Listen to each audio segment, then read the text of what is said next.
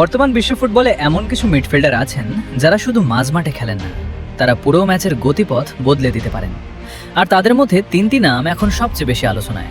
প্রথমেই Jude Bellingham. Real মাদ্রিদের জার্সিতে বল পায়ে তিনি যেন এক ভয়ঙ্কর শক্তি।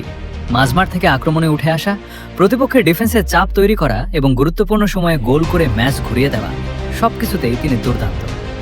তার শারীরিক শক্তি, গতি এবং আত্মবিশ্বাস তাকে প্রতিপক্ষের জন্য ভয়ঙ্কর করে তুলেছে। এরপর রদ্রি। তিনি এমন একজন খেলোয়াড় যার হাতে বল থাকলে পুরো ম্যাচের ছন্দ বদলে যেতে পারে। অসাধারণ পাসিং, বল দখল এবং ঠান্ডা মাথায় সিদ্ধান্ত নেওয়ার ক্ষমতা দিয়ে তিনি মাঝমাঠ নিয়ন্ত্রণ করেন। প্রতিপক্ষ যতই চাপ তৈরি করুক, রদ্রিকে বল থেকে সরানো যেন এক বিশাল চ্যালেঞ্জ। আর পেদ্রি, তার খেলা হয়তো দেখতে শান্ত, কিন্তু তার ফুটবল বুদ্ধি প্রতিপক্ষের জন্য ভয়ঙ্কর। ছোট জায়গার মধ্যে বল ধরে রাখা, মুহূর্তের মধ্যে সঠিক পাস দেওয়া এবং ডিফেন্সের ফাঁক খুঁজে বের করা, এসব তার বিশেষত্ব। সে যখন ছন্দে থাকে তখন তাকে থামানো সত্যিই কঠিন। বেলিংহ্যামের শক্তি, রদ্রির নিয়ন্ত্রণ আর পেদ্রির বুদ্ধি, তিনজনের খেলার ধরন আলাদা, কিন্তু একটা জায়গায় তারা একই। মাঠে সুযোগ পেলেই ম্যাচের গল্প বদলে দেওয়ার ক্ষমতা। তাই প্রতিপক্ষের জন্য এই তিনজনের একজনও যথেষ্ট বিপজ্জনক।